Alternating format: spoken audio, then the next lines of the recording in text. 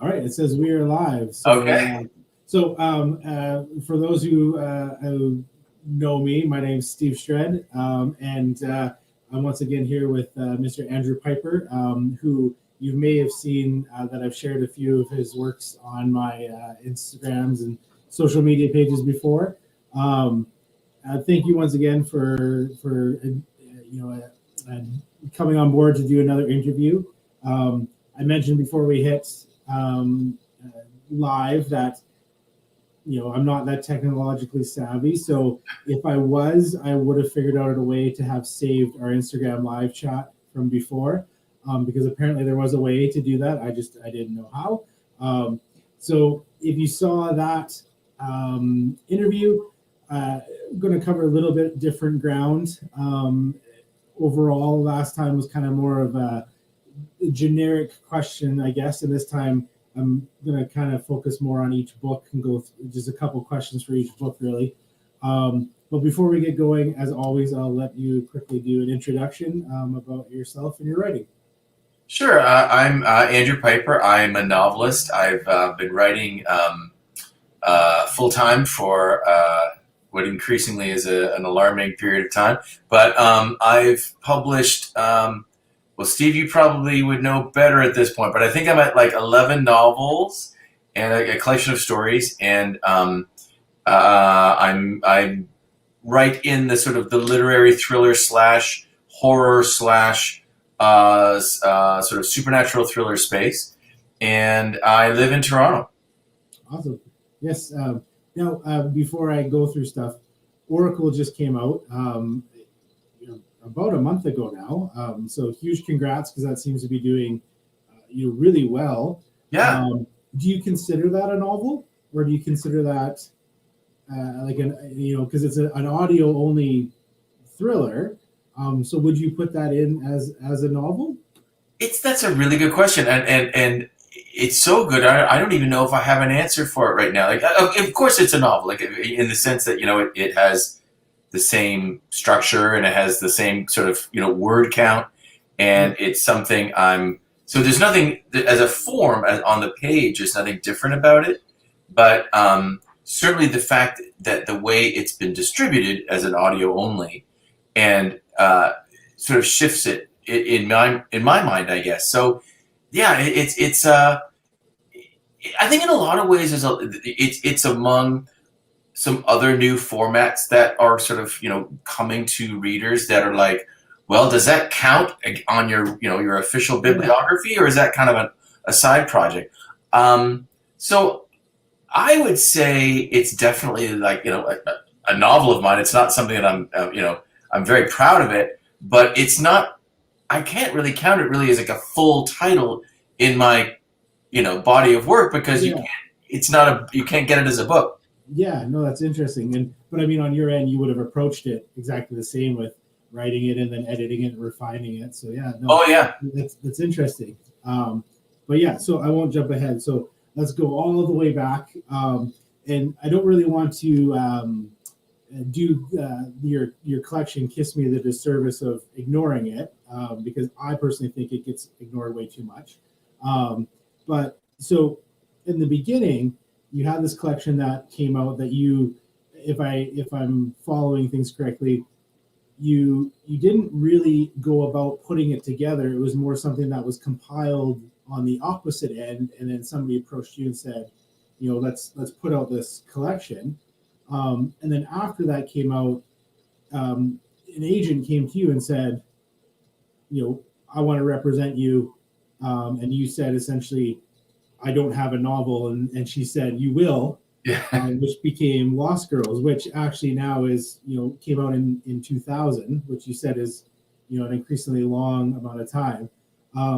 So for Lost Girls, I know some of that may be foggy, but I recently just reread it. I'm starting to do some rereads of a lot of your stuff again.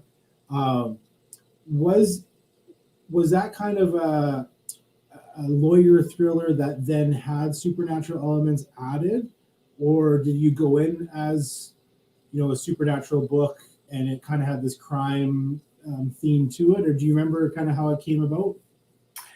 Yeah, it was always the mishmash that it, ended up being. So that in my mind, I had just, I was actually, when I first started writing it, I was driving back and forth between Peterborough, Ontario, where I was living at that time, and Toronto, where I was taking the bar admission course because I had gone to law school, and it was, I didn't want to be a lawyer, and I knew that was, but I was like, damn it, I'm going to finish this thing. So it was immediately following that. So the law aspect to it was kind of based on some real small fragments that I remember from my criminal law studies, particularly like, can you convict someone for murder if there are no bodies found? And so that kind of legal space fascinated me. So that was like the legal component, but really I was interested in writing a ghost story and kind of saddled it to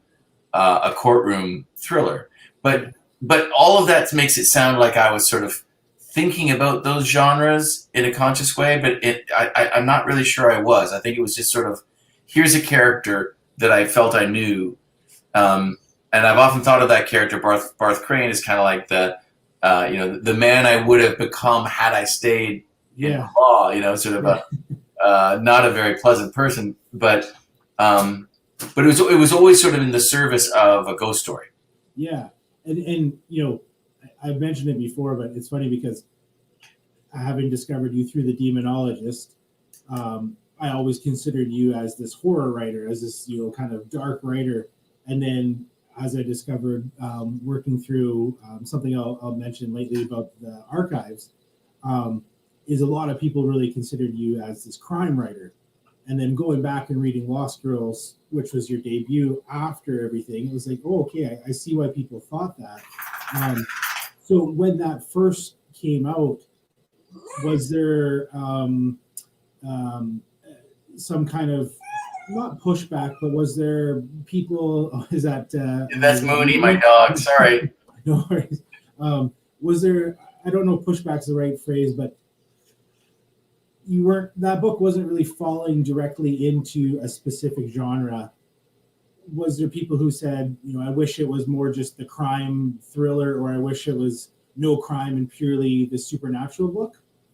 Oh yeah, that kind of fractured out in a number of ways. So, Lost Girls was categorized in many bookstores and in as a crime novel, which, as you say, it sort of is, right? It wasn't too far off, but that category lingered with me for some subsequent books that were decidedly not crime, especially in the UK, where my publishers there, I think. Because my Lost Girls was particularly successful in the UK, and so they were like, "Oh, so who is this guy? Well, he's a crime writer." So they just kind of kept slapping that there, regardless of what the book was, and so that didn't bother me so much. But I could feel some of the response from readers was, "Hey, this book isn't what you're saying it is." Yeah, but that's been true really to some degree of all of my books. There's always a sort of like a none of the books are really what I would regard as like kind of hardcore horror, but they sort of are, maybe bend a bit more towards sort of psychological horror or psychological thriller. yes. So there's always been that kind of like, sort of, it's never been totally clear, like a slam dunk. This book by me goes into this obvious basket. I always make it complicated. Yeah, no, that's fair.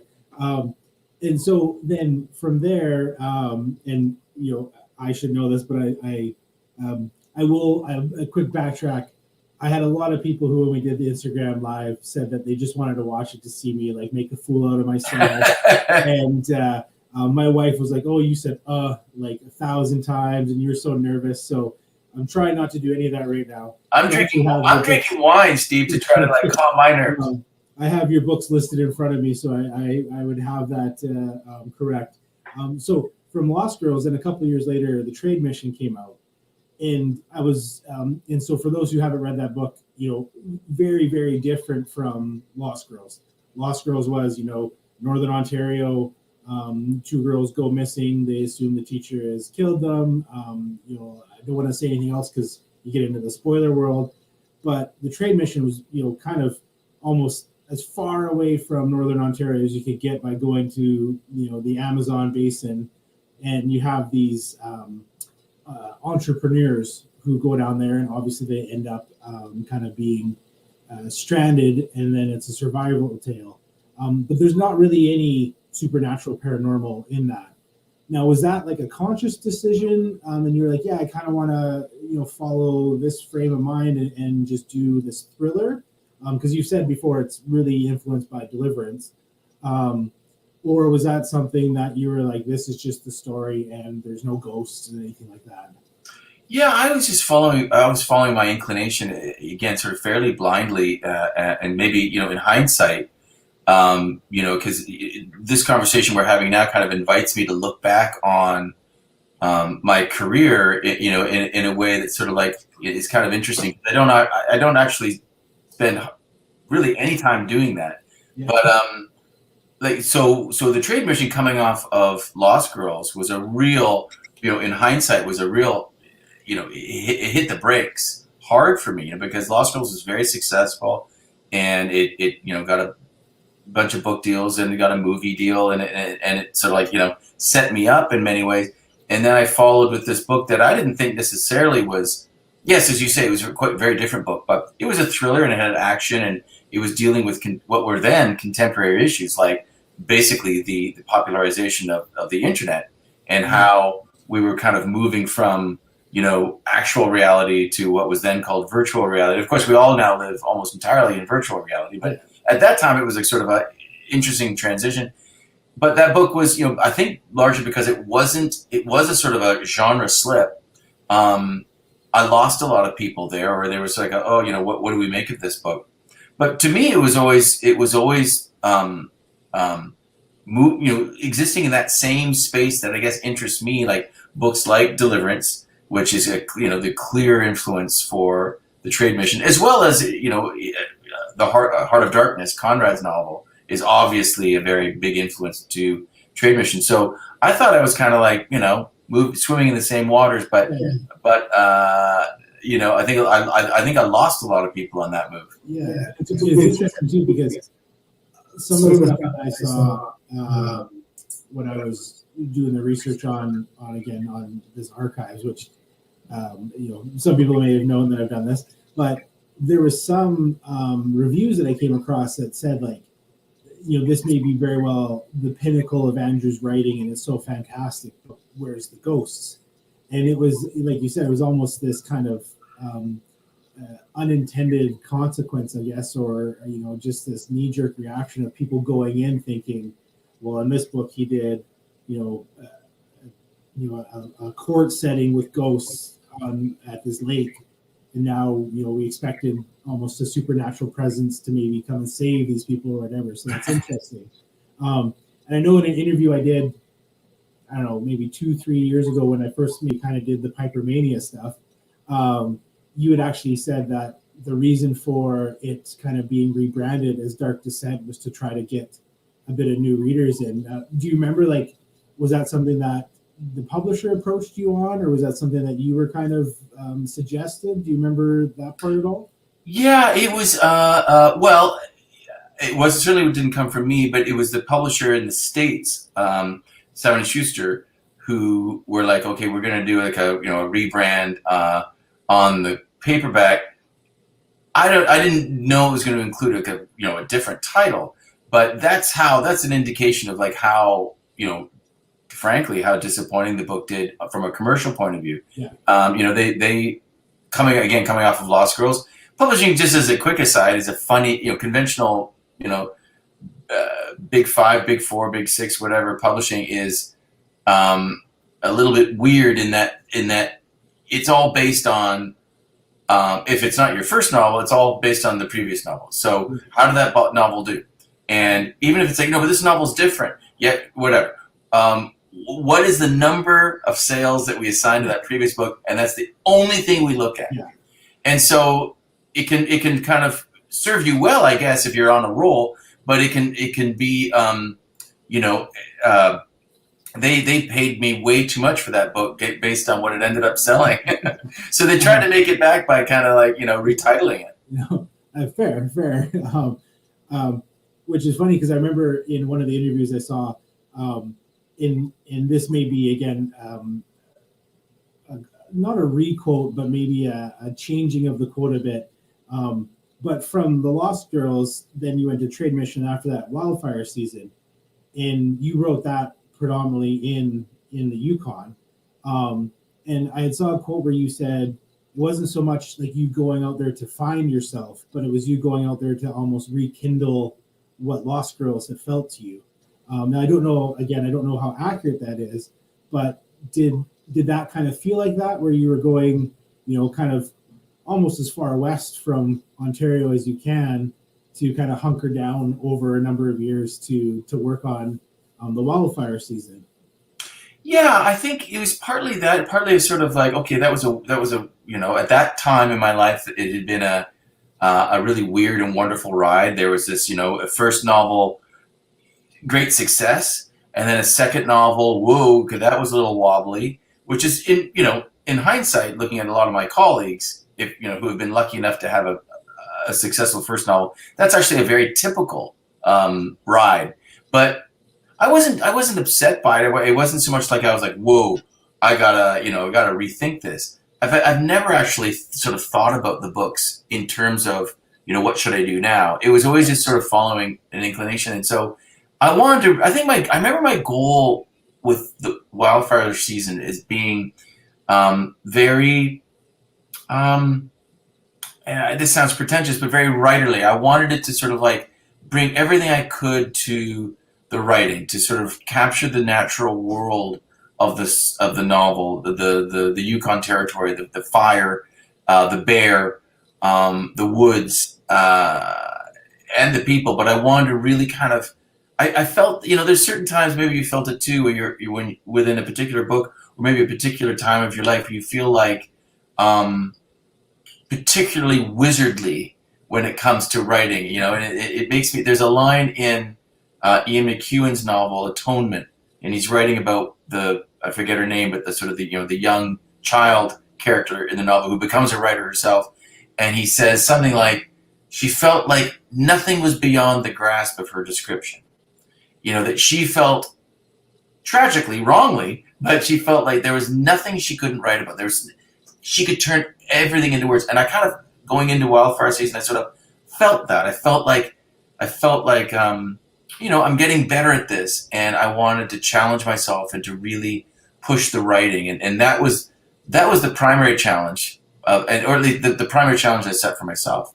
Yeah, and I mean in the wildfire season, and I've said it before, like the usage of environment in that is just spectacular. Like the feeling of the wildfire season, and just the way nature doesn't really care if men or humans are there.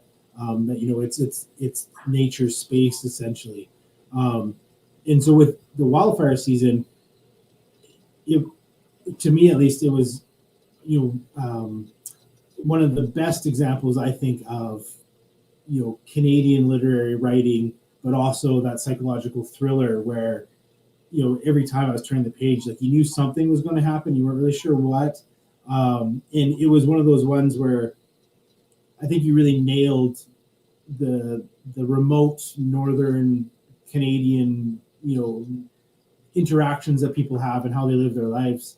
And I think that's something that you really only could get by going there and being there, because, like yourself, you're in Toronto right now. Even that's just very different than me being in Edmonton, walking down the streets and experiencing that. Have you ever gone back there since? Have you kept in touch with anybody out in Ross River? Over the years, initially I met, I went up there for maybe, I think, was it, in total 3 summers, and I made a number of friends, but over the years, some people stayed up there. My then girlfriend, Heidi, now wife, she came up with me on one of those summers, and it was actually up there. It was in the Yukon that I proposed to her, and she made a couple of very close friends who she is still in touch with. But to answer your question, no. I mean, a lot of those people have gone by the boards, or who knows where they are now. But uh, it was a very, you know, prior to having children, that was probably the happiest time of my life, was being there and working on that book. It was just because, I was sort of felt like, okay, I'm becoming this vocation. So I don't know where it's going to go. It may snuff out soon, but it felt like I was finding um, my way as a writer and an artist. At the same time that I was like young enough still to be stupid and ridiculous and goofy and make, in my private life or my personal life, be kind of an idiot. Yeah. And that combination of sort of youth and excess and romance, and this kind of finding like, oh my God, I feel like maybe I'm going to be allowed to do this thing I've always dreamed of doing. It was and then of course being in this really beautiful, I think the most beautiful part of this already beautiful country. It was just a wildly transformative time. Yeah. And and like I said, that book was one where after I read it, I was like, wow, like from growing up in small town BC in the middle of nowhere, you could have plunked that to where I grew up, and it felt, exactly like how it would in the summer times where, best friends are brawling at the bar, and then the next day they're best friends again, and but everybody's kind of wondering what's happening with this fire that's happening. And so yeah, it's a unique book in that I think it's very relatable to a lot of people, even if you've never been to the Yukon. It just it speaks to people on that character level. So from there, you then make this colossal jump, at least for me, to the Killing Circle, which I don't know if I've ever told you, but I did in my review of it. That was actually a book I had put off reading from yourself to the very end, simply because as somebody who, again, I don't consider myself as we'll call it a crime reader, where I don't kind of seek that out. And reading this synopsis originally, I was like, I don't know, like I don't want to read a book from Andrew that disappoints me because how much I love your work. And then I read it, and I remember it was one of those books where I read, and I don't know if I even breathed the whole time I read it, and it was just so captivating. And when I look at it, that it came out in 2008, that alone blows my mind, because reading it just last year, I don't even actually might have been this year. I can't even remember now because it's so fresh for me. It still feels so vibrant and alive, and this kind of book with a pulse to it. In that one, it borders on that return to paranormal, supernatural, with kind of how the writing circle is linked or kind of comes together, and then we get Mr. Rush, who, for lack of a better term, steals this idea to put out his own book. Do you remember, was that like a book that you wrote kind of on a sprint pace? Because that's when you read it, that's how it feels, that it was just, that you must have sat down on Monday at 8 a.m. and been done at 3 p.m. and here you go. Well, that's very kind of you to say. Like it was probably just as deliberate as any of the other of the books, but it was certainly different in the sense of, I really, I again sort of not turning away, but to sort of change the flavor from Wildfire Season, which is so, sort of a very different space. I wanted Killing Circle to be a Toronto novel, and very particularly to Toronto at that time. And so to capture, I guess I sort of, and I was always very leery about writing a story or a book about writers. I think novels about writers can so often be self-indulgent, or sort of like, or put writers on pedestals they don't deserve to be put on. And so, but that's why my sort of way in felt like, no, it's not going to be a novel about understanding the, uniqueness of writers, but rather the kind of, the toxicity of ambition. That sort of there's a danger to wanting something so much that you end up losing yourself. And that at that time, because it was like I was living in Toronto at that time, and again, I was becoming more entrenched, I guess, in a community and in sort of Toronto publishing, and there was parties and launches and a certain amount of fairly kind of romantic, fun, extracurricular stuff, and a lot of personalities, a lot of like comings and goings, and people kind of like, oh, I'm a big shot, and then they burn out, and I was I wanted to write about that world, but not face on. I want, so that, and there, that's how I imported the idea of the Sandman and the idea of a a sort of a supernatural threat, because I wanted to make the stakes of the story bigger than just, hey, is this guy going to get caught for stealing a story? It's like, no, is he going to, is he going to find his kidnapped son?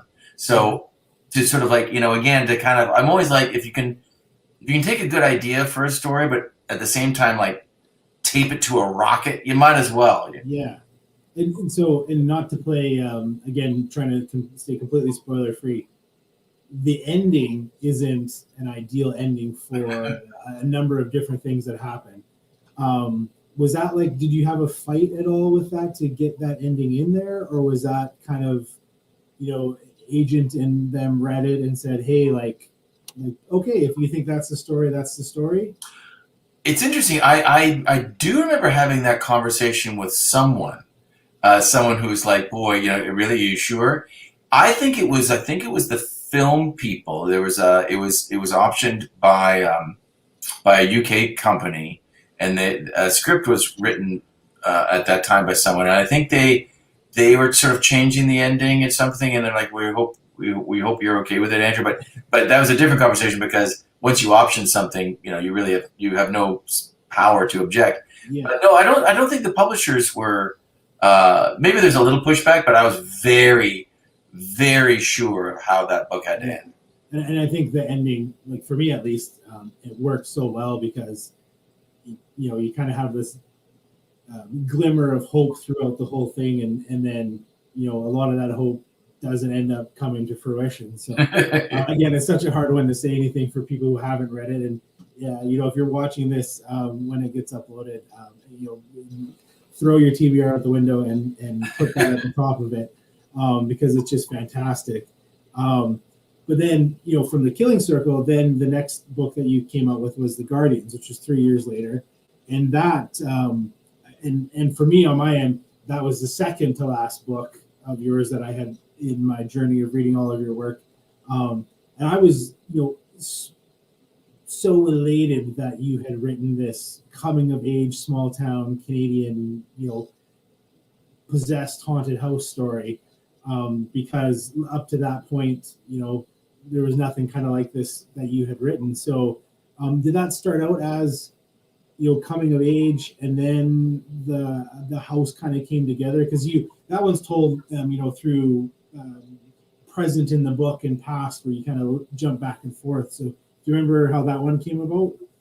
I think at that time it was I remember being kind of interested in my friends. I was at that time, I forget how old I would have been, but probably moving into my 40s, and just all those changes that happen in people's lives around then, right? You're sort of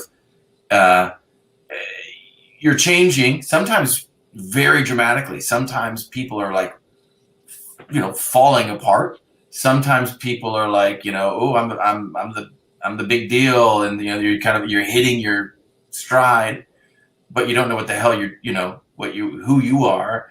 And so just that idea of, I wanted to write a novel about male friendship, and how male friendship, in my experience anyway, can be very powerful and very meaningful, but how it's kind of premised on the keeping of secrets. Whereas, in my experience anyway, long-term female friendships are often premised on sharing. It's just, female friends are people that I can tell anything to, and we share and we share and we share. Whereas male friendships are like, man, I love you. and I love you so much, I'm never going to tell you anything, or something like that. Yeah. And I know what you're feeling, but I'm not going to share those feelings with you. I'm just sitting beside you, and you know I'm here. That's right. I'm going to sit. You're going to tell me something huge, and I'm going to pretend you didn't say anything and just bury it. Yeah. And so that idea of kind of like burying secrets obviously is a very Gothic idea. The idea of uncovering the bones, uncovering the past, uncovering crimes, and so it felt like a natural way to explore male friendship through a pretty classic, structurally pretty classic haunted house story. Yeah, and again, that's one of those ones where the house itself is such a powerful character. It's not just the setting, and whenever that house kind of shows up within the novel, something of great importance is going to happen, but you don't know if it's going to be because of the house or to the characters. Or so I thought it was again neat that once again you use something that should just be a setting as a pretty upfront or pretty pronounced character in it, that it'd almost be to the point where you're watching the film credits at the end and it says the role of the house played by because it plays such a strong role in that book. Yeah, no, thanks. Yeah, I actually knew, well, not that house in particular, but Grimshaw, which is the town in the book, is actually my hometown of Stratford, Ontario, and pretty transparently. And we had houses like that. So the Thurman house in that book was one that was the other. I think that was the other sort of thing I really wanted to do, was to write about my hometown and how it just had that kind of, I think Alice Munro writes short stories about that same kind of area in like small town Ontario, and even though I don't think, to my knowledge, she's never written an outright ghost story. To me, they're all ghost stories. There's something about small towns that hold their past or put them into different places. It's like, bad things happen here, but that's over there. We can be sort of like whole and happy over here. Just don't go near that place. And that really, I wanted to capture that sense of like, hey, we're all healthy and sound, except for this one dark space where we deposit all of this bad energy. Yeah, and I thought it was a unique thing that you had one of those characters who stayed there kind of his entire life live across the street from that. And I think in the small town, like you said, in the small town world, every small town has that kind of known secret, or that known place that everybody knows about it, you just never go there. And then inevitably somebody comes from the big city in the summertime and they want to go there, and you got to tell them not to go there, but you can't tell them why because you don't really know why. And so I thought having that character essentially live and die across from there was fantastic. And that book of everything leading up to there, that I think was kind of the first really big, massive supernatural book, because everything in that book is focused around how that house had affected all of these characters throughout all the years. Versus with Lost Girls, you had the Lady of the Lake, if you will, who through bad events had essentially her soul had been stuck there.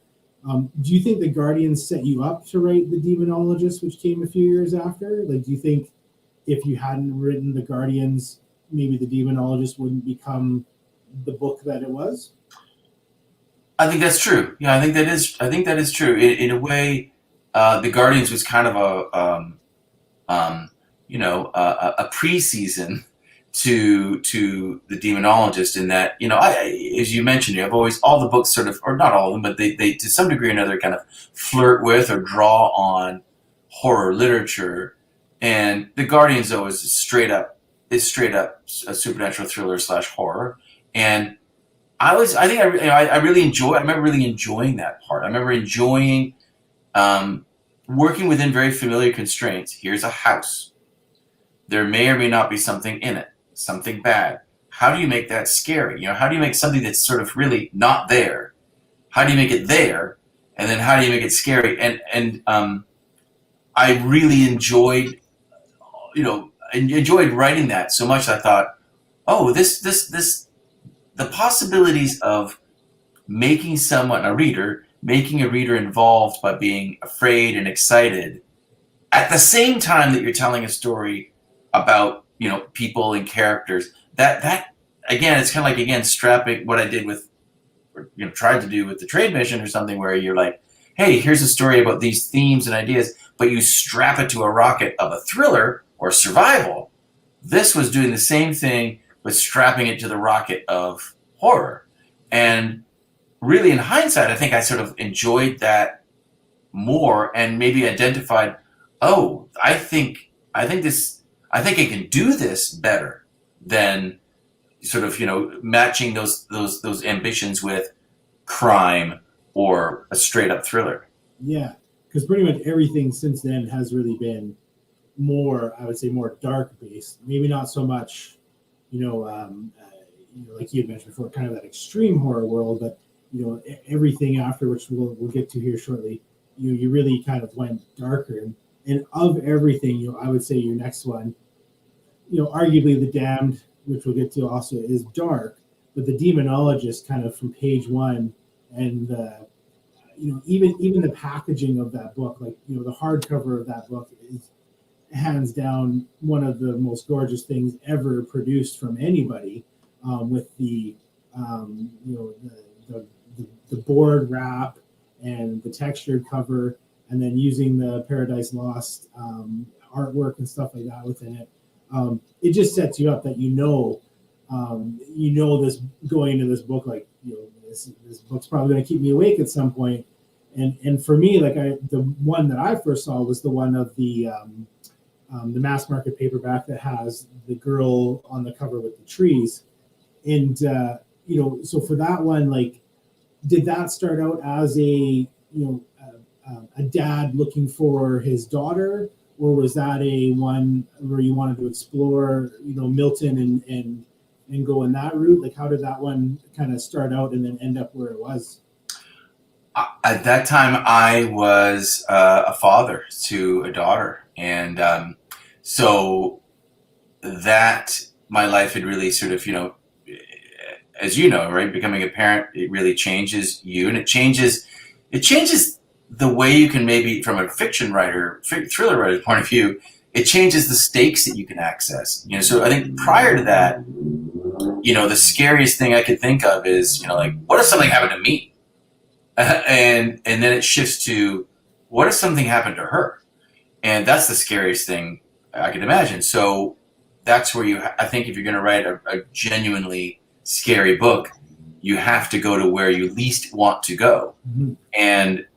And so it was that, and then sort of married to, I kind of wanted to write a book that was kind of tapped into an existing deep a body of mythology, but kind of do something of my own to it. I don't know where that idea came from, but I wanted to kind of not redefine the demonic possession story, but to kind of do something within a space that was very pre-existing. So Satan, the fall of angels from heaven, the establishment of hell, and from that giant kind of meaty historic canonical body of literature, I wanted to draw a very, very tight, very small human story and tell it in a kind of a fairly contained framework. And I was very determined for this, for The Demonologist to be quick and short, and it up until, I think it remains the shortest book, and that was very intentional. I wanted to be to not be sort of overburdened by these big themes. Yeah, and it's funny because and I'm 100% a Kindle reader, so I always think in terms of percentages when I'm talking about books. And some people I know will be like, oh, up to about page 50 or so, but to kind of get out of that percentage world, up until our main character Ullman goes to Rome, it's a pretty straightforward, almost like a mystery thriller book where this strange lady shows up. He's dealing with news of his his best friend's health at that time. Who that character herself is just fantastic. The character who has a health issue, and so he goes there kind of reluctantly. He brings his daughter, that sort of thing, dealing with his marriage crumbling. So it's kind of pretty straightforward. And then I remember when I first read it, the scene when he gets to the house and he has to go upstairs and he doesn't want to go upstairs. And I remember at that moment, and up until then, I was a pretty lame reader in the sense that, coming from super small town, my library was my neighbor. Patty let me read all of her Stephen King books. I knew who Clive Barker was because he was a movie director. It wasn't to me. I never had him as a writer. So my horror stuff was limited. And I remember, starting to read that scene and being like, I'm loving this book, but I don't know if I can read any more of this scene. And I physically remember putting the book down, and my wife was like, "Oh, like you're not liking the book?" Because I made such a big fuss about going back and getting this book because I needed to read it, and I was just like, "No, like I don't know if I can bring myself to read this character going up these steps at this point." Do you remember that scene, like writing that? Because that's probably easily, I would say, your darkest scene, other than something in the dam that I'll talk about after. But him going up those stairs, that really sets up the rest of the book. Well, thank you. I do remember writing that, and I remember, I think for me, the horror that I like to write, and also that I like to read, and that I like to watch in films is kind of more constrained. And I don't mean that in the sense of like, because I don't like, I want it to be mild. I don't mean mild. I just mean working with a few small elements and using those elements in a way that kind of torques the real world, the sort of the daylight world, but changes them in ways that is very frightening or sickening, or it just feels very, very wrong. And so that journey up the stairs that you mentioned for Ullman is his no going back moment. It's we don't really know what he's going to find. Nothing really happens in that stairwell. Of course, he finds something at the top of the stairwell that is determinedly strange, but there's nothing that happens on that journey that tells him, hey, dude, turn around, go back. But very intentionally, I wanted it to just be a feeling, that feeling of dread that I think all of us have had at one time or another, sort of just hearing something in the house or waking up and you're like, something's off in here. I wanted to make that scene into a moment where the reader was transported to a space that was just uncomfortable without showing any reason for that discomfort. Mm-hmm. It was because I know for a lot of your books, you've gone and you've went and you've explored and you've researched. Was that house based on a real location? Sort of. I had traveled to Italy when I was a long time, or much earlier when I was a young man, and it was sort of based on those kind of like those, not just in Italy, but those you find them a lot in Europe. Those kind of narrow places where you go up a stair that you're kind of like, it kind of goes around and around.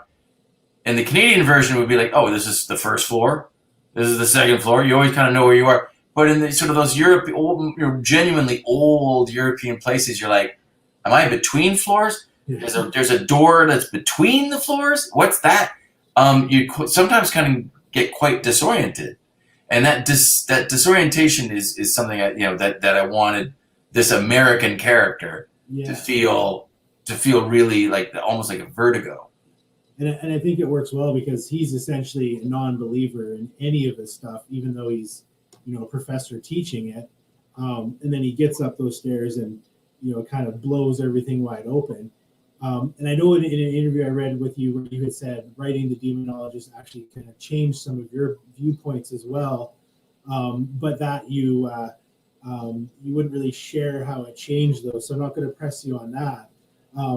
but it's interesting because that seems to be a point where from that point to the end of the book, a lot of readers kind of go off in a few different ways as to what they think has happened.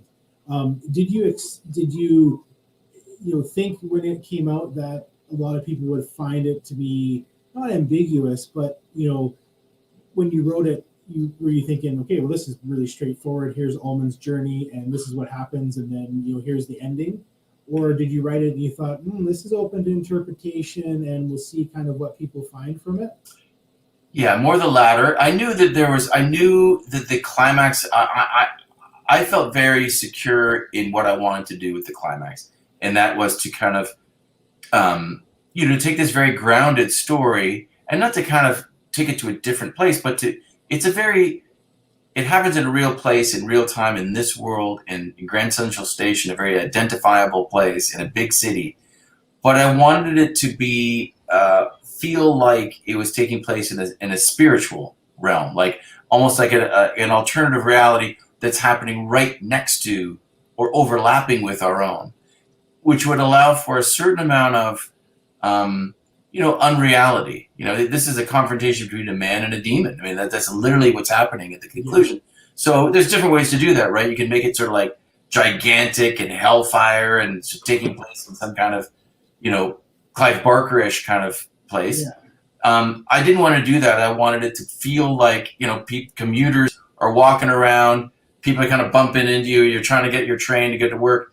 All that's happening at the same time that this guy is confronting a demon. Yeah. And I think, and then the ending, I remain pleased with the way that novel landed, but I recognize that there's some readers who are like, a lot of readers who are like, oh, I love that book until the ending. But what's the ending? It is a bit ambiguous. Is it real or is it not?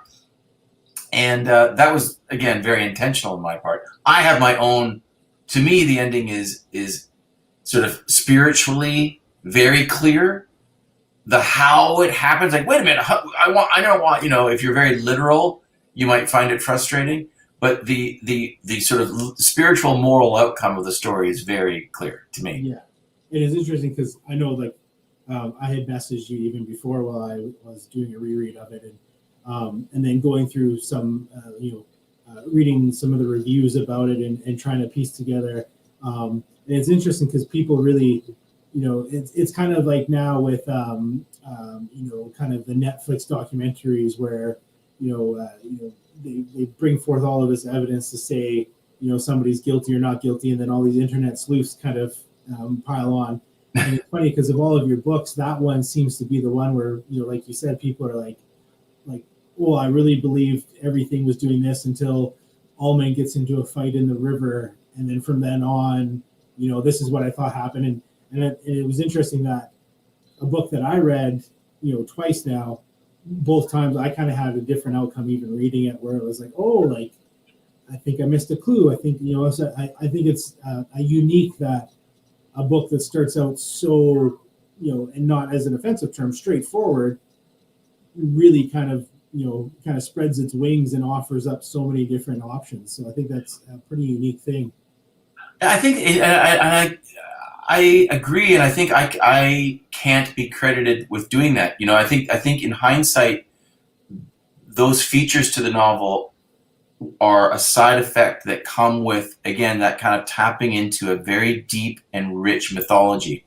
The Bible, Paradise Lost. The story of how Satan was this ambitious angel and was cast out of heaven. Like this very very rich metaphysical material. If you can sort of tap into that energy, it invites a reader to be like, well, this kind of feels like reading the Bible. I don't mean that literally. I just mean, when you read the Bible, you realize, oh, this is not to be taken literally, but it's very meaningful. Did Jesus do this or that? We don't know. But this parable has great meaning. And so the novel invites you to kind of see some of the episodes as maybe not literal retellings of fact, but moments for you to become engaged in, as you would in reading a parable, sort of how do you understand this? Yeah, no, that does make sense for sure. So from the demonologist, we then move into another really dark piece, which was the Damned, which you said in Detroit, and which I think is unique because you utilize the twin aspect of Ash and Danny, and I remember that was my second book of yours that I had read, because after I finished the demonologist, I was like, time to. I even remember going to chapters and picking them up after ordering them online, because that was like our bookstore in Abbotsford, and the lady said like, "Wow, like somebody is a Pyper fan," because I ordered like 4 of them, and so I remember reading that one, and in that one, it's almost a book that when you read it, you kind of want to look out the window the whole time because you think it's almost storming. It's that book that kind of has this gritty atmosphere to it.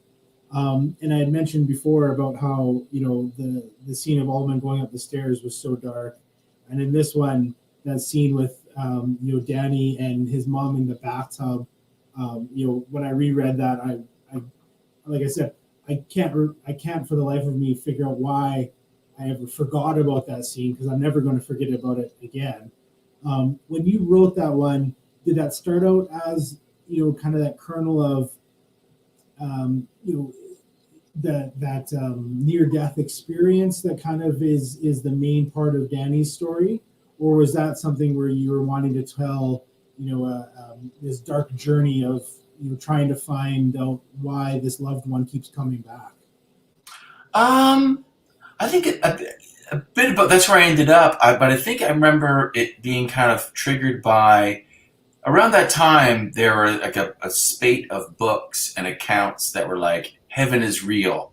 These memoirs, these allegedly truthful accounts of people who had near death experiences and returned and seen heaven, and they had these very persuasive and moving accounts of meeting loved ones on the other side. And I was gobbling these up, and it was sort of an interesting moment in kind of spiritual trends.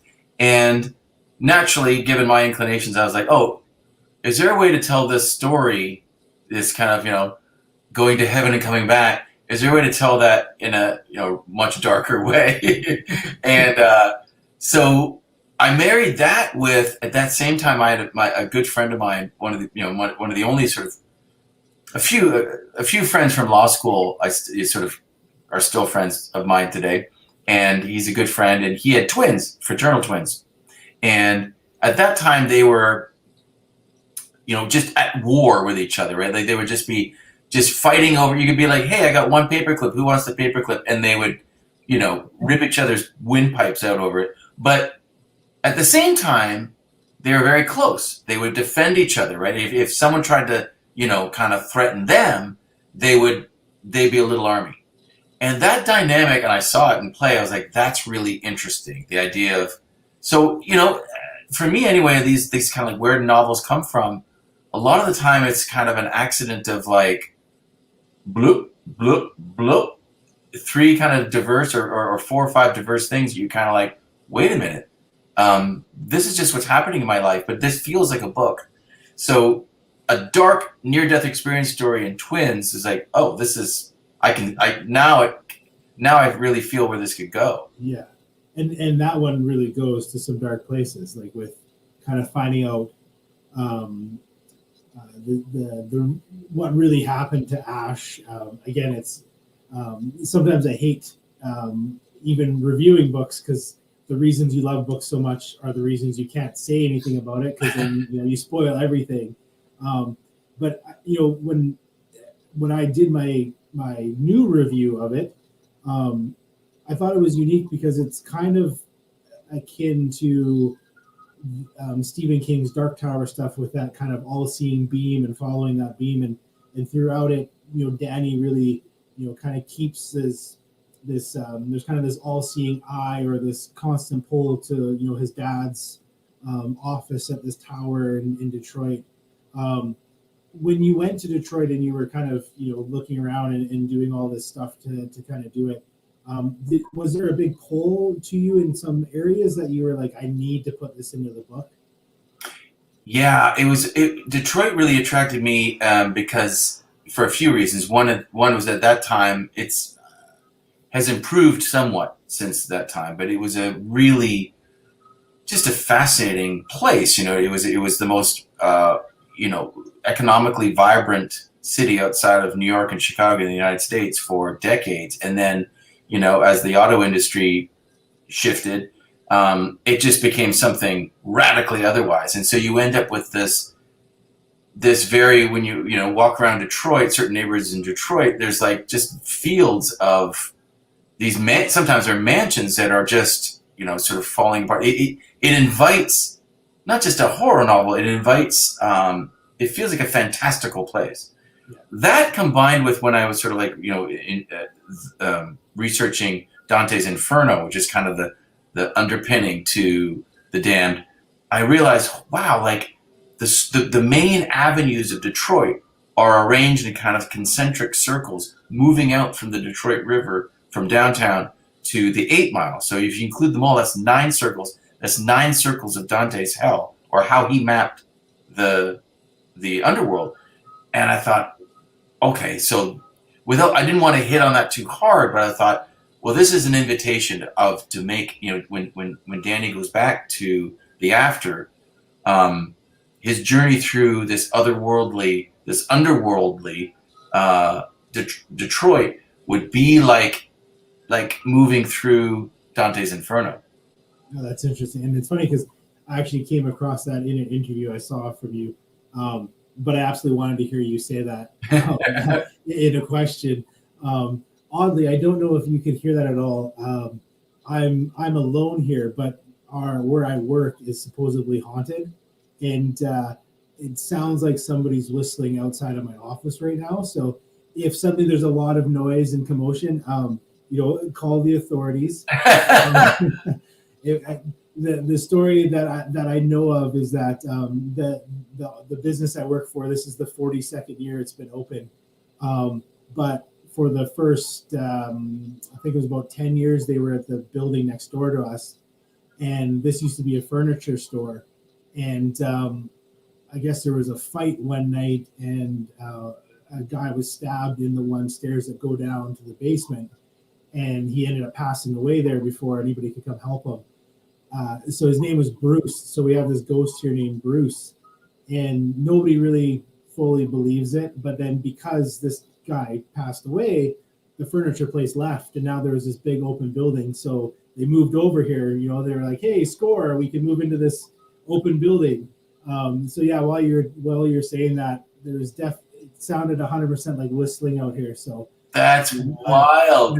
I'm completely alone here, and I'm probably wishing they would have turned the internal alarm on when they left. So yeah, we'll see. Well, I saw you look up, and I thought someone came into the room. No, yeah, that was literally I was looking to see if somebody, because when we were emailing about what date this would work, Monday, Wednesday, and Friday is when our cleaners come. So I was like, well, Tuesday, because there's going to be nobody here. There'll be no vacuuming or anything. So yeah. So So I don't know. Maybe I'll close my blinds. I don't know. Maybe not. Sleep here. Yeah. So we'll see what happens here. It's nice being alone. That's great. So back to your books. So from The Damned, you then not so much take a left turn, but The Only Child, which I've actually just started doing a reread on, a book, the first time I read it, it really kind of blew me away. And it's such a unique premise that it's one of those ones where you read the synopsis and you're like, well, how has nobody else written this before?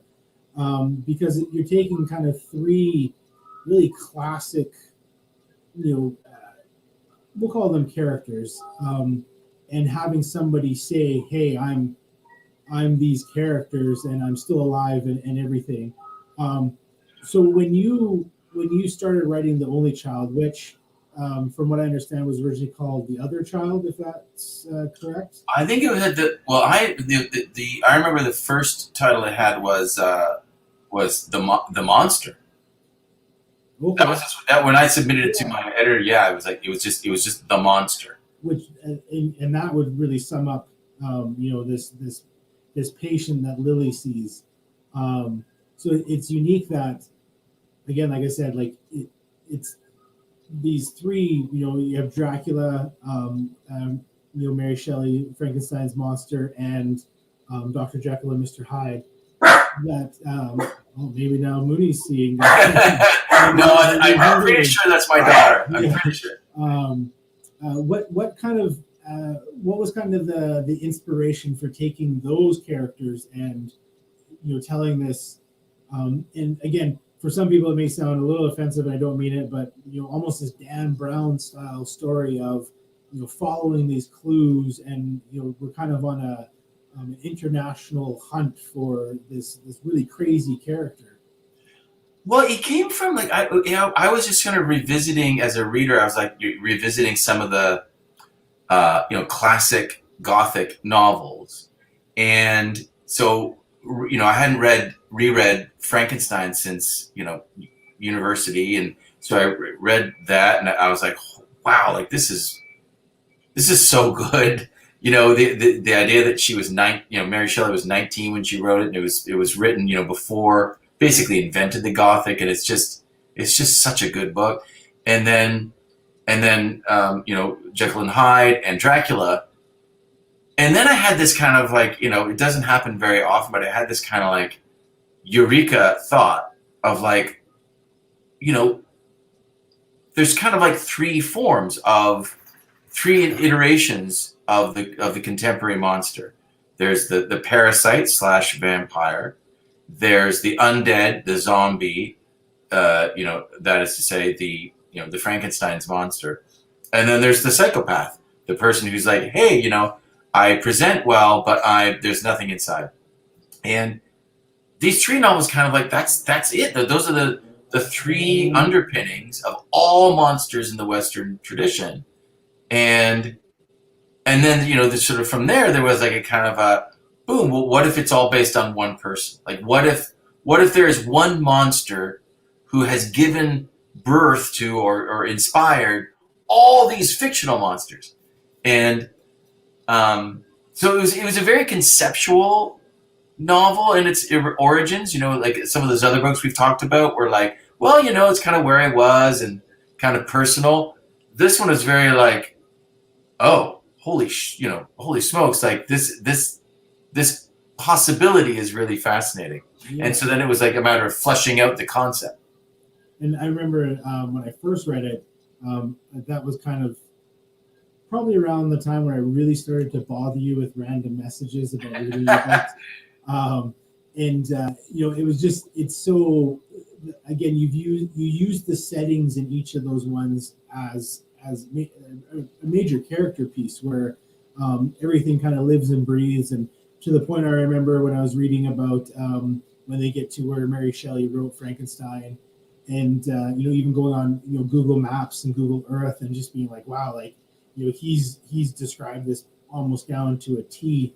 And I know you did do kind of that global research on it again, but the backstory or the kind of the crux of the whole thing is Lily's past and her kind of very first experience with she was awakened by the monster at the door.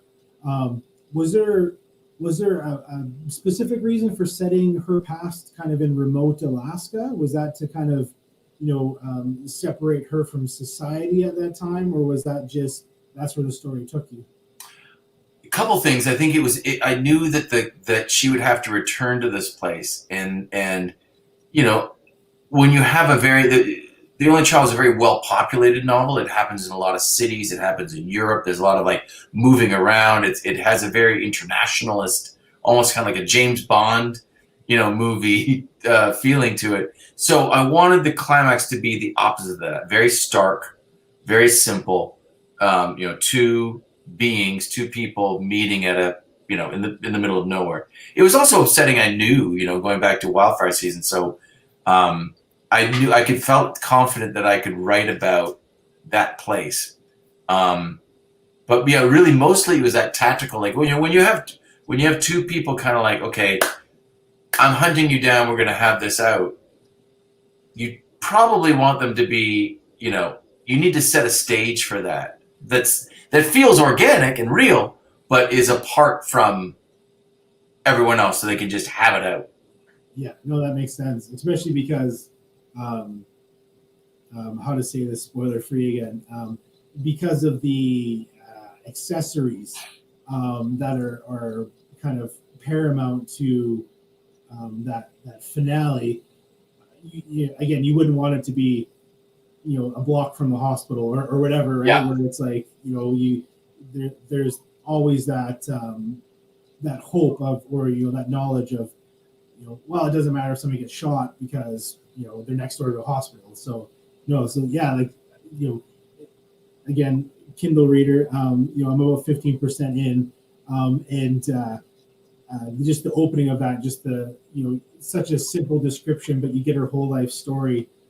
So for me, that was always fascinating. That you essentially tell a novel's worth of story in 30 pages, and then her assistant is like, do I have a patient for you to use? And it's just kind of like everything gets thrown out the window. And yeah, it was such a unique story.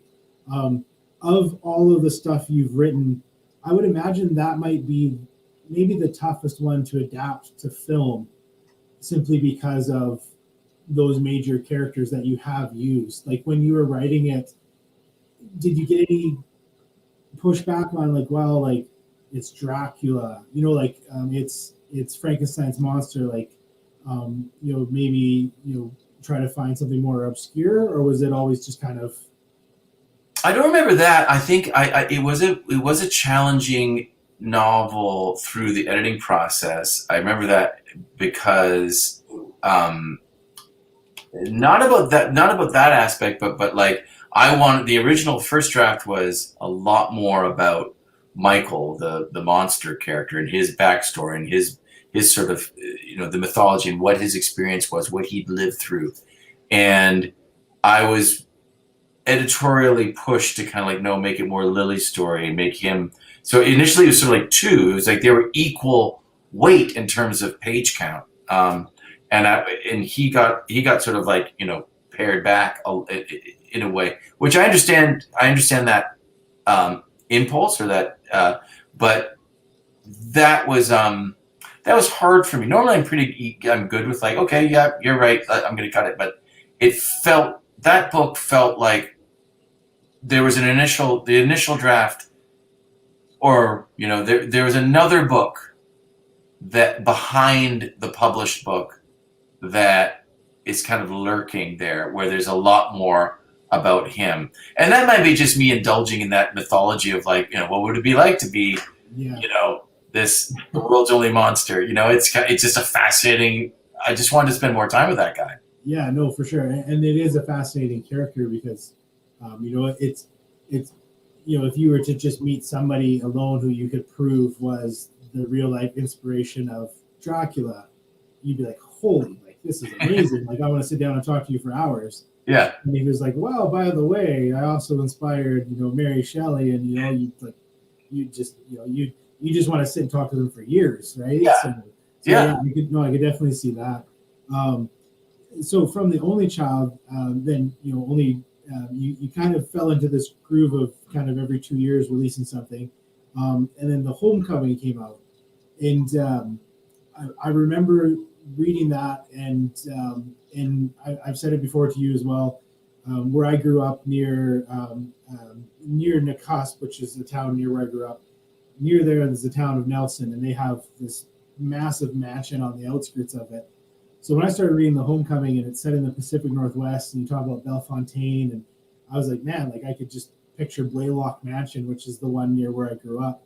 For The Homecoming, I always thought it was unique that you had this idea of, well, you got to stay here if you want the money type of an idea.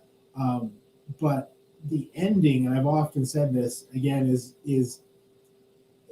in I always say stuff, and I never mean any offense by it to anybody, but it's almost like what you would expect from our current crop of indie horror authors, of you get up to kind of the 75% mark, and then suddenly you kind of go somewhere else, and this whole other world opens up that you never really see coming. There's clues, there's definitely clues, but for you, when you wrote that, was that kind of like two different books that became one because you're like, actually, I think this would be a great way to end this? Or was it kind of when, because I know you're a very thorough, detailed plotter. Was that something that you had plotted out all the way to the end and you're like, this is how it is? Yeah, very much. So that was a book where, I think the main kind of motivation was structural, as you say. It was about like I wanted to tell a story that was set up in a quite familiar way. Like, so here's even a very decidedly traditional way. Like, here's an Agatha Christie murder mystery. Here's like a bunch of people. They're all assembled in this place. Uh-oh. Someone turns up dead. Who's done it? So it's like, oh, this is a whodunit. And I'd read a couple books previous to that that did a thing where it's like, oh, at the very end, there's a bit, The Sixth Sense, of course, did it most classically, or at least, in the most influential way. But, an ending that like, oh, it blows, it kind of, it turns everything inside out that you've read before.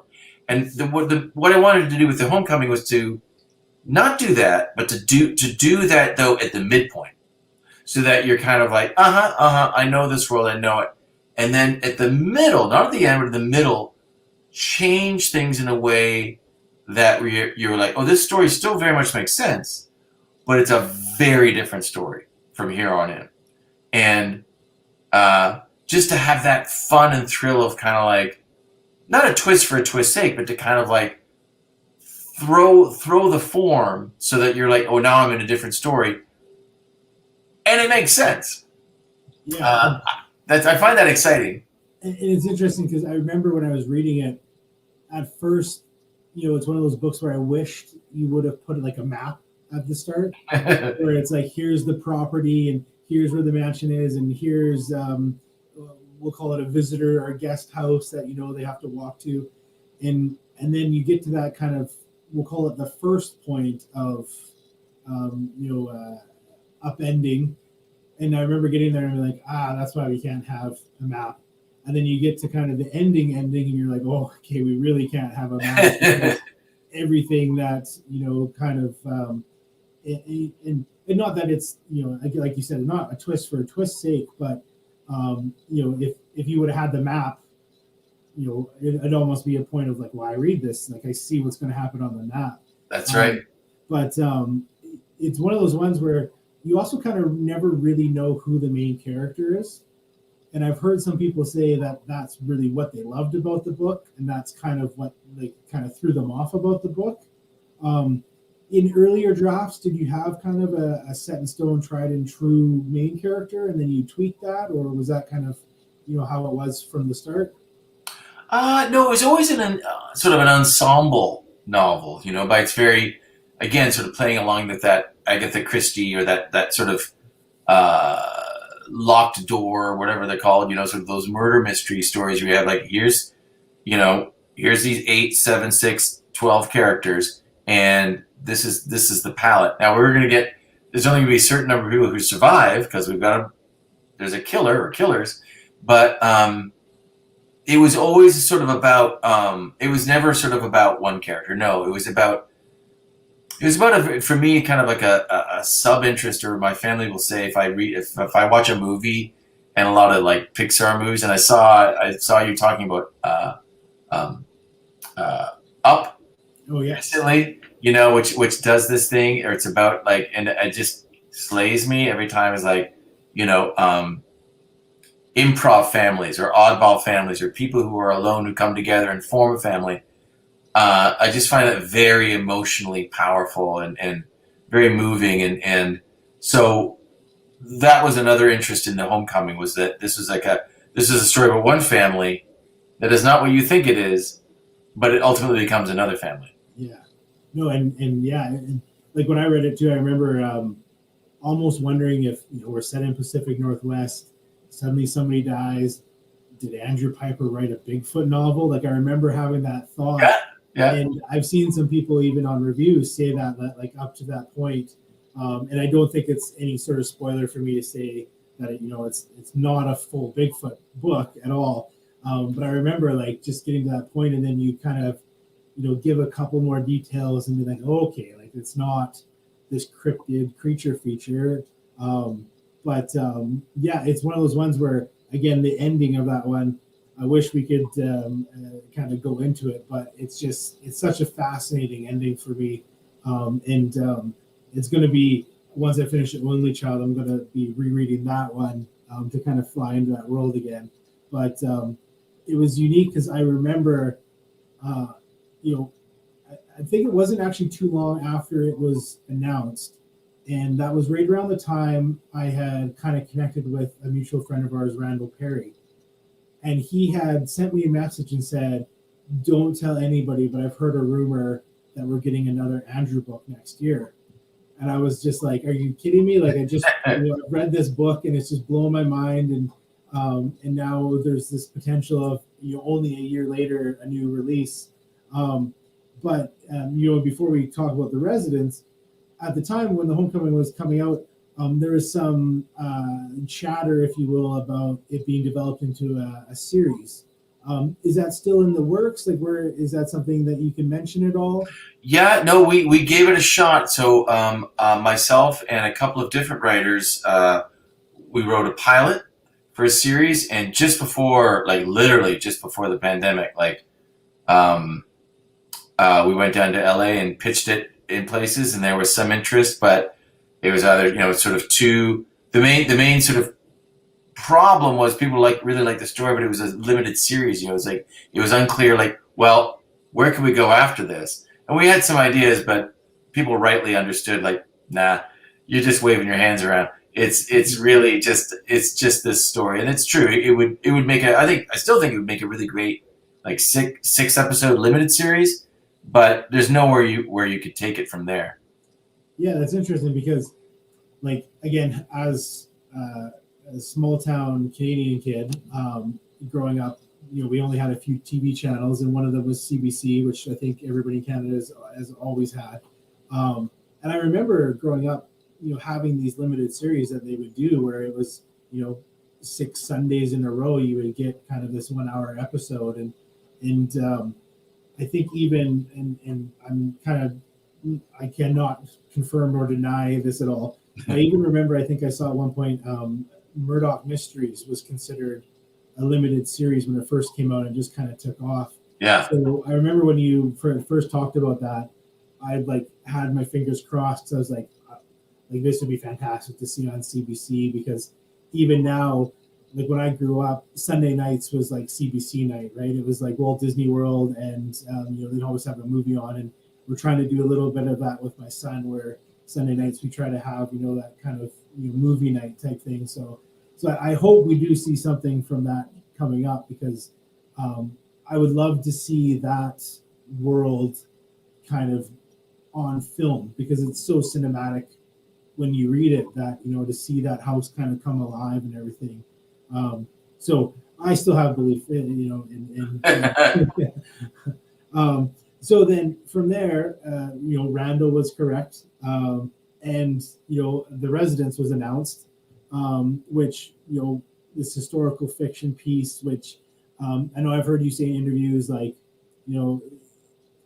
yes it is, but no it isn't, because you're not 100% accurate like a lot of the true hardcore historical fiction pieces are. And congrats, because I know the new paperback version has just come out on that, so that's fantastic. But with The Residents, you almost kind of return a bit to the Guardian roots with a haunted house story, but this one's set in kind of maybe the most famous big house in the world. At least for me, I think the only thing maybe that you could consider bigger would be where the Pope lives over in Rome. Yeah. I know you said that you kind of went down a rabbit hole once, and you kind of stumbled upon this this kernel of Jane Pierce writing letters for her son Benny, and he had come back. Um, was that the original kind of seed that had this book develop, or were you looking at wanting to write a haunted house piece again, and this kind of fell in your lap? It really was.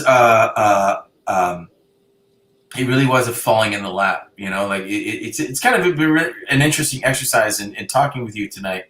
In that, thinking about the different origin points for these books and how really different they've been. It hasn't been, yeah, here's how I do it. But in the case of The Residents, it really was kind of like just goofing around on Google, going down different rabbit holes, and different haunted house stories. Oh, here's the White House. Oh yeah, okay. I sort of knew about Lincoln's ghost and stuff like that. And then finding out about Franklin and Jane Pierce. President Pierce, never heard of him. And finding out about her, reading her letters about, losing all of her children, writing to her most recently deceased son, begging with him to come back to her. And he does, according to her letters. Like, he's physically there. And then I was just like, oh, that's kind of interesting. I read a book about their marriage, and then here's another rabbit hole. That was like, this is a novel. It really announced itself as a novel, not in the sense of like, I'm going to retell the historical, just retell this account of this marriage. It was always a horror novel at heart, but the underpinnings of it and the story of it, this idea of a story of a marriage, and this story of a place where so many decisions would go on to be made. And at the time that I was first considering, that there was the rise of, he wasn't at that time yet president, but the rise of Trump, who was as unthinkable and horrifying as an antichrist. That all sort of felt like, oh, I was actually thinking about and working on a different novel that I completely set aside and focused on that. Yeah, and it's interesting because even just doing like the Cole's notes of kind of Franklin and Jane's life up to getting to the White House, and then after how she didn't want to be there at all. Even if you're not a historian, you hear that, and if I was overhearing you tell somebody that on the street, I would be slyly grabbing my phone to like Google that, to be like, is this like, did they really have a train crash? And it's completely horrifying that happened to them, but it's also so fascinating that you want to read about it. Was there any? I keep using the phrase pushback, and I don't know. I honestly don't know if that's correct or not. But was there any maybe hesitancy, even from like your agent and editor, on you doing, a book set in the White House, especially with it kind of coming out near an election and all of that stuff? Or was it just like, here's my haunted house tale, and here you go? It was here you go. I remember my agent actually having a sort of a more kind of bullish response, in the sense of like, I didn't write it with this in mind, but he was like, look, it's a really tough time for fiction because everyone was just thinking about the election at that time, and Trump and everything else. And so he was like, look, this is a work of fiction that actually might be able to cut through it, because it's about these things, or at least it's about American politics in the White House in a very unusual way. And I don't know if that turned out to be true, really, but that was the thinking. And I think from the Canadian point of view, it was a little bit more maybe sort of like, look, it's not our, this isn't our problem. But listen, in terms of like the last 2 years of publishing books, it's just been so weird that even the old rules of predicting how a book is going to be received, they were wrong. They're even more wrong now. So really, who knows? Yeah, and it's interesting because I actually going through and kind of making that decision of what I would want to include in your archives. I tried not to really do too many editorial pieces, but when you're searching books and name and ISBNs and stuff like that, you would get these opinion pieces. And there was one from, I'm going to get her name wrong, so I'm not going to try it, but I think her title is an editorial fiction reviewer for a place down in the States. And the title of it was something along the lines of, "You'll leave it to a Canadian to make me cry about the White House," and she's African American, and she said like she'd never read any of your books before, and she was hesitant on reading this because of the White House and just her opinions on Trump, but the newspaper team had said that we need you to read this and do a review on it, and she said she couldn't do a review on it. She had to do an editorial piece on it because it had moved her so much, learning about Jane's history and just like almost this forced residency in this White House and stuff like that. And I'm wondering, like, have you gotten much feedback from people who really looked at it more of this powerful look at this mother's grief, even though this other entity comes and things happen and we get this really fascinating kind of finale to it, which again, stupid spoiler free stuff, but at the heart of it is this Jane story, but also to a degree that was right around the time of the uprising of the kind of social seances, if you will. So have you had people like comment on that or give you feedback on, maybe they didn't like the White House setting, but just reading about Jane was just so emotional? Yeah, there's been a lot of people respond to her because, and she is, I think she's more interesting than Franklin, and even though he's the president, she's the more interesting figure, and yeah, people have responded quite, sort of powerfully to her, or some people have maybe you could have formed it as a complaint of like, look, I thought I was going to get like a juicy, heart pounding, horror novel, and it's actually really, really sad, and it is. It's a defense is that it's true, that is that sort of having undergone, the most sad thing you could imagine. They had to move into the White House and pretend to be these states, the heads of state. So it's a book that's kind of like that offers people different ways in. I guess that surprised me. I sort of thought, here's a kernel of interesting history, but it's about, some people are like, oh, this is just so sad. This is a story of a marriage. Some people have gone down a rabbit hole like, oh my God, I read this book and now I'm like, I'm an expert on Franklin Pierce.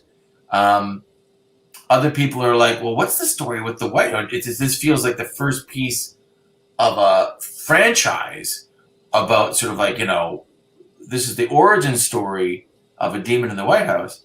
All of which is unexpected, in a way. I was like, I'm writing this contained thing, and it, I think maybe more than any other novel, it's kind of like sparked off different responses in that way. Yeah, and it's interesting because even this, like when I read it, there was frequently when I read a novel that I'm going to review, I don't really do notes.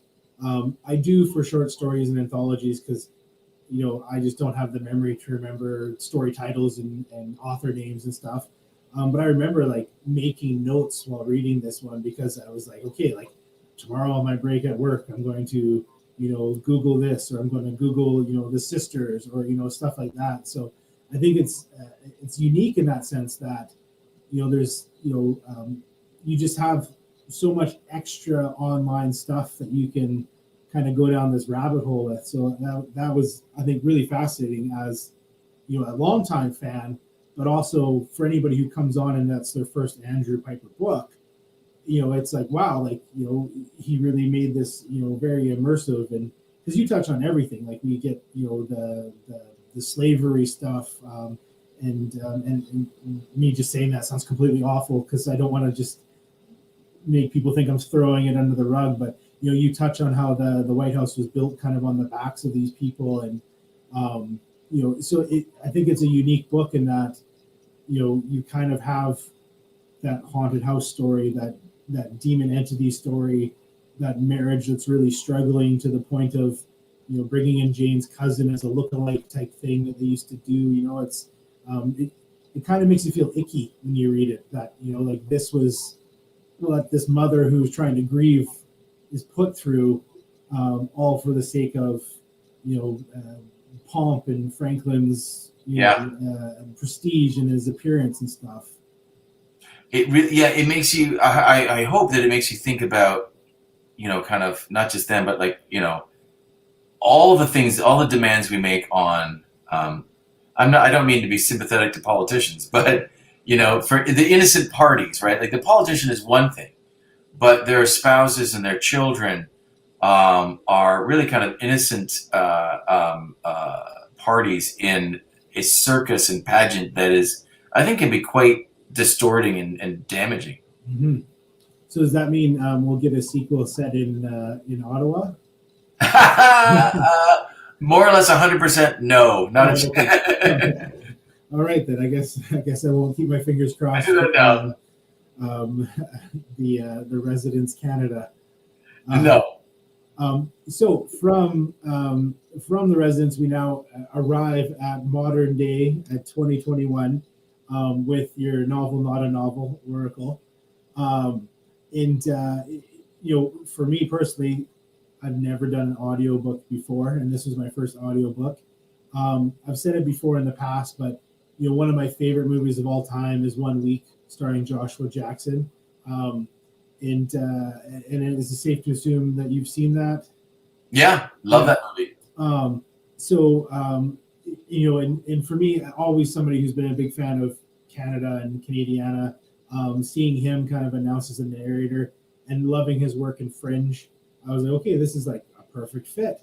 But man, does he do a fantastic job. And I tried like heck to try to figure out a way to get him to come on to do this with us. And, I think I'm such a small fish that nothing was ever returned or replied to. It's so unique because for me, having read so much of your work, and it may be deeper than other people have just because of my love of your fiction, even him reading that, or I guess narrating it is more accurately, I could have not known it was one of your books, and I would have been like there's a new Andrew Pyper out, because it just has all of your classic trademarks. But for me, the biggest joy of that is we kind of get our first official bad guy. We've had bad guys from you in the past, and like with Lost Girls, with our ghost. I don't want to just kind of throw her away just by saying that, because she's so much more. And then we get the House and the Guardians, and we get the battle Almond goes through, and the Demonologist. But this is kind of really the first, almost, and maybe it's not accurate when I say creature feature, but it's, the Bone Man is this dark creature. And it's almost a bit of a return almost to that crime world too, where, we have this investigator and he has these gifts. Do you remember, so did Oracle start out as a novel and then Audible approached you about it, or was it the opposite way where they approached you and you wrote this specifically for it? I wrote Oracle, and it with the intent of it being wanted to explore a series. Is there a way to build that machine where you have a character who kind of like moves on to subsequent books? And I don't know why I set that as a challenge, but I did, and but I wanted to do it in my way. So there's going to be scary stuff and horror elements and supernatural. And when I was done the book, my agent was like, "Hey, this is great. Are you are we going to sell this as, try to sell this as like a 3 book? You're going to, are you ready for this? And I was like, yeah, no, I don't think I don't know if I want to commit to like, here's Nate Russo 2, here's Nate Russo 3. And so I kind of set it aside. And then subsequently, Audible reached out with like, they're building a big new push. Do you have anything? I was like, as a matter of fact. And so I sent them Oracle, and they were like, oh, not only do we really love this book, we want you to write, an audio drama, a sort of a sequel, which I've done. And so it turned out really, really, it was one of those, sometimes the thing you kind of like, put on the back burner is not an admission of failure. It's like just not the right time. Yeah. And it's interesting because like it doesn't feel not fresh. Like it feels like a brand new, Andrew release. And there's nothing really, I would say, dated in it, where it's not like, oh, the character picks up the house phone, Yeah, stuff like that.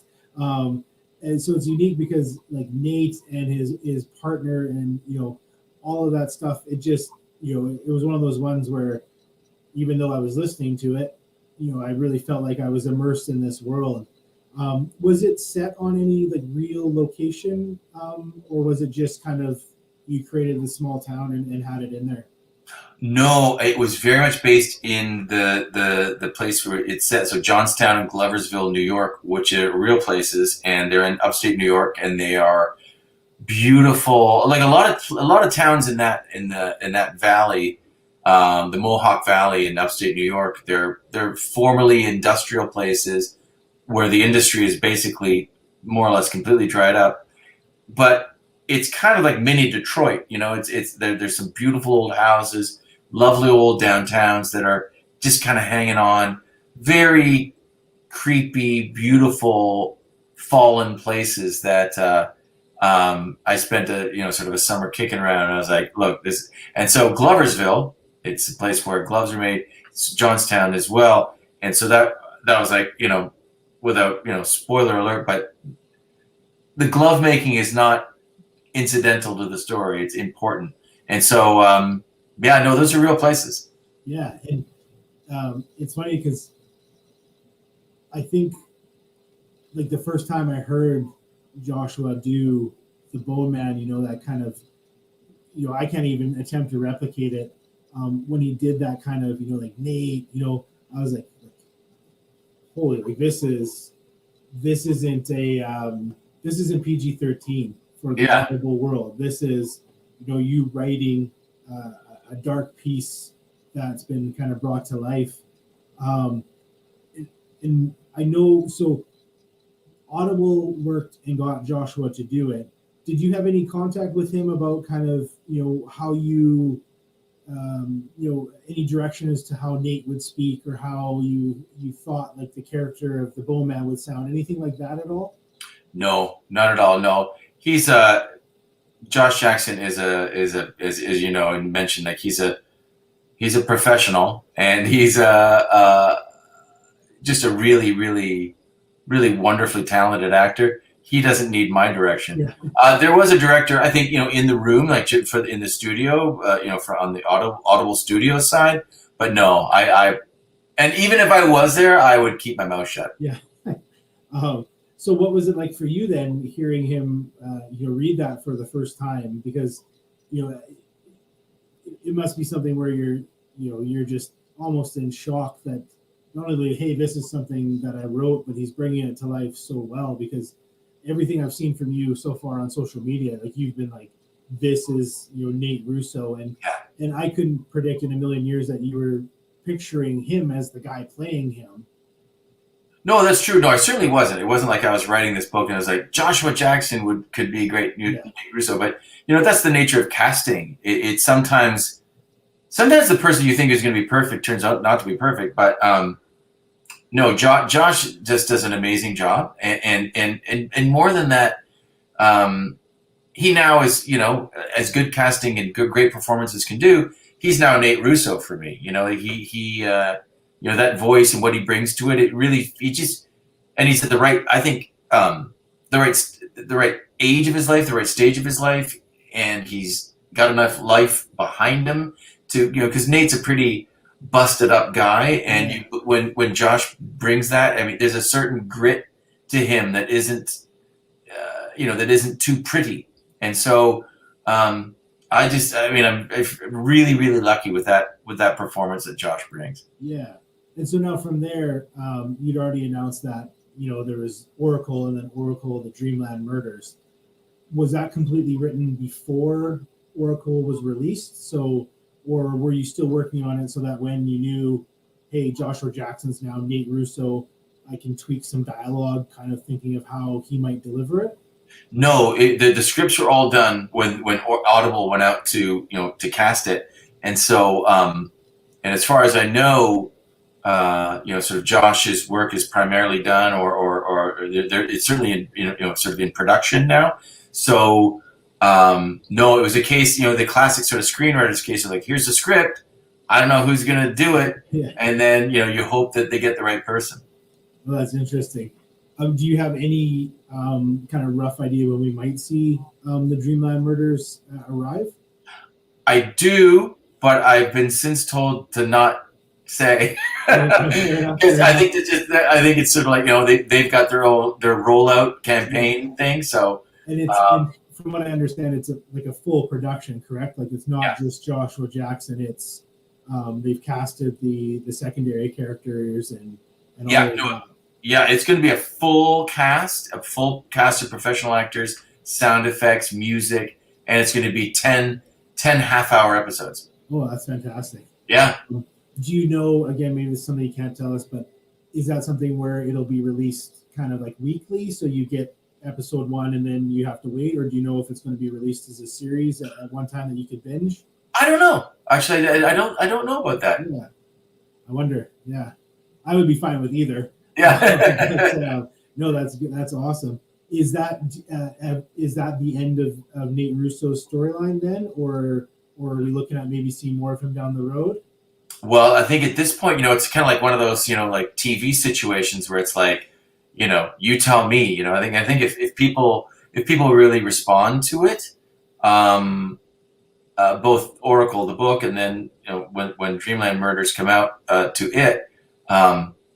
Maybe, but that obviously is will hinge on audience response. Yeah, but it sounds like you'd be open to visiting it again. Yeah.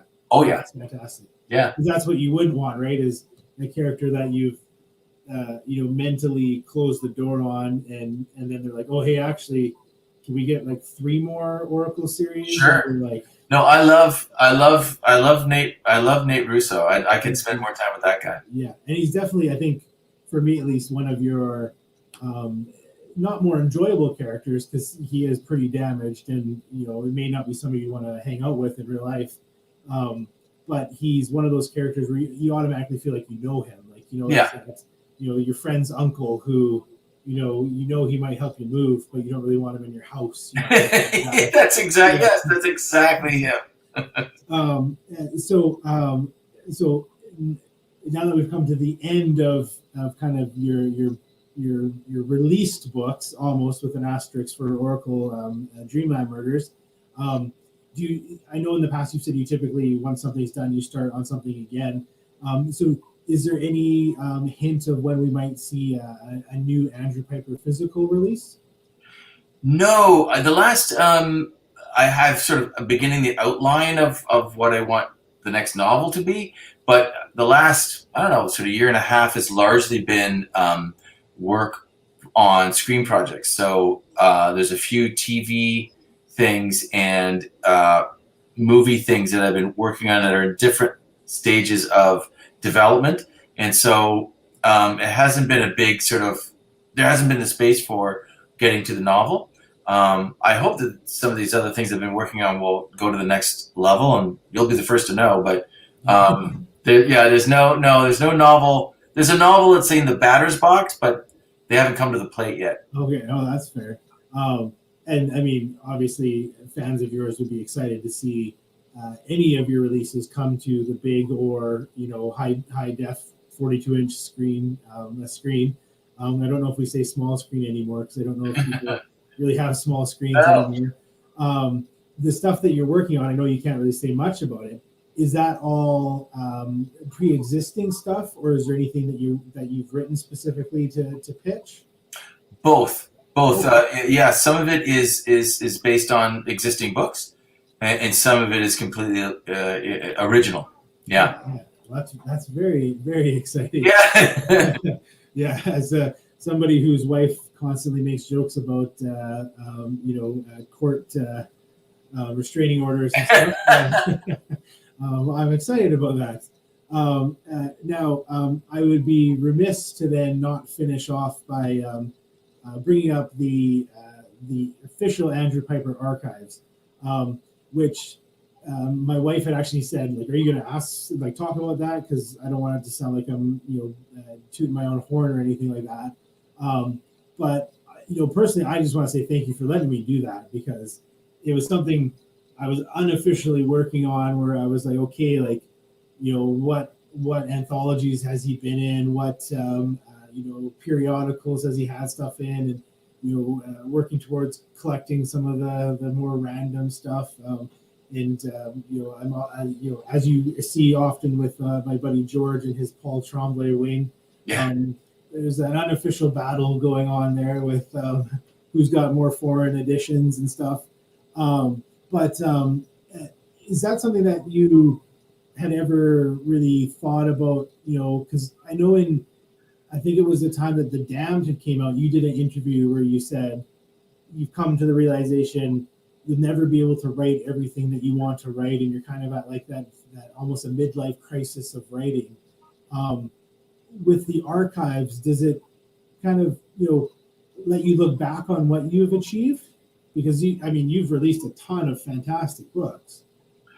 Oh no, it really does. And I mean, speaking of being, not being remiss, I don't want to be remiss in thanking you for that project, because it's enormous. It's a lot of work, and it can make it, when you sort of see a list of things and here's a cataloged work, it seems like, yeah, whatever. But like, I recognize, and I want to let you know that I recognize the work involved and how much I appreciate that. And it does. Pleasure, yeah. But it does, to answer your question. It does. It really does. It does. It sort of invites one to sort of, in the same way that whether you've written books or maybe you look at a photo album and you're like, wow, like, that's a life. And maybe sort of there's some regrets, or sort of I would play that differently, or like, wow, that was amazing. But you can't go through the photo album without at the end kind of being emotionally involved by it. And so that's how I feel about looking at the archive that you've made, is that it's sort of like, yeah, there's pride. There's like, wow, that's good. Undeniably, there's that. But it's even more, I think, more powerfully, it's like, wow, there's a life. There's a life that's been expressed through stories. Here's a life that's been kind of expressed through impulses and interests and obsessions over the course of time. And it's kind of an interesting way to track myself, over 30 years. Mm-hmm. Yeah, it's interesting because I'm at the point where I probably should talk about my books more often, but I feel guilty talking about my books. I don't know, because I'm not like a salesman. I'm not like I don't ever want to feel like a used car guy. But then, like, for this, I'm like, oh man, like, I want you to come see everything that Andrew's done. I want you to come see all of these fantastic books. And so I've had some like people message who have just been like, wow, like, I didn't know, like, reading this interview, I didn't know Andrew had based this on that and stuff like that. So it's been, for me, at least on my end, it's been really unique to see the response to something that, like I've said, 100% a passion project for me, in that I was kind of doing it already, where my wife was like, oh, like, here's this list that you left behind, and is this a hint of stuff I need to get for your birthday or whatever? And kind of putting it out there, and finally working up the guts to ask you. And my wife, she encourages me on everything, but she was like, the worst you could say is no, or ask my agent. and you'll just keep doing it on your own, and you just won't put it out there.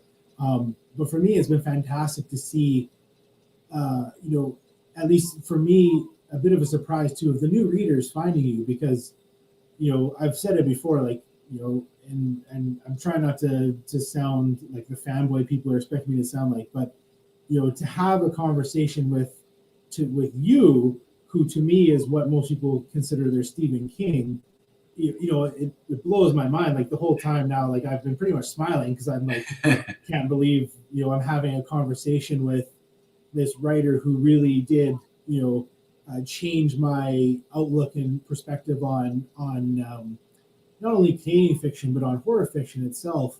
So then to have this passion project, and then for you to say absolutely go at it, I was just like I remember having Amanda look at it and be like is he gonna like this? Because like if I put this out there and he doesn't like it, like I'm gonna be crushed. And she's like, oh, he will love it because it's fantastic. So she was right. Yeah. Thanks. And see, now this is where people who joined into the Instagram live before, they wanted to see me turn into like kind of a puddle of emotion. So no, honestly, thank you for letting me do that. But I do want you to know the response to it has been fantastic, in that I was expecting the usual, like, oh wow, like I think probably the one I get it most from would be Duncan Ralston. Oh, like he must, he has a restraining order out yet. And then of course my wife saying that. But yeah, it's been great because it's unique, like you said, to see that progression, and reading the interviews and stuff of just kind of how you explored things. So it's been pretty neat, even just on my end as, let's call it, a historical nerd part of it. Well, I appreciate that too, and like tonight's conversation attests. It's like it's a surprisingly wonderful thing. It's an aspect that I didn't even think about. The idea of being like writing books for a career, like being a novelist, as otherworldly as that is. I didn't sort of think about like, oh, and if you get to a certain point, you get to look back and see, yes, you see successes maybe, and you see like failures and maybe some regret, but you see yourself like that. It's probably a truer mirror than kind of anything, right? Because like that's where like this is a documentation of all your interests told through the prism of fiction. So it's not a memoir, yeah. But it's all the interests are there. I wasn't, that's why those like, why'd you go from here to here? It's like, well, that's where I was, at the time. And so it's like, it's a wonderful way to kind of like, have a record of your inner life. Yeah, I would say the only interesting thing is throughout all of this kind of compilation, very limited mention of the Leafs. So maybe at some point one of your characters will need to go to the hockey game, or do something. Because maybe that's the curse check mark that you need. Oh yeah, I can lift the curse. I just need to set a scene at the Scotiabank Arena, and they'll go all the way. So as much as I don't want to see that ever happen, I'd like to see the scene in your book. I don't want to see the parade in Toronto. Fair enough. But yes, maybe that's it. Maybe it's that's what needs to take place to undo the 50-ish year curse now. Yeah, I'm on it. Yeah. Awesome. Well, I think we've pretty much covered everything. Once again, thank you for doing this. Thank you for letting me be, like I said in the message before, your most boisterous fan. And I'm hoping that I did this correctly so that I can save this link to share with everybody. If not, thanks for the private chat. Thanks, Steve. Yeah, so I look forward to seeing what comes next. And congrats again on the Oracle success. It's been fantastic. Thanks. Good to talk to you, brother. Awesome. Well, have a good night. You too.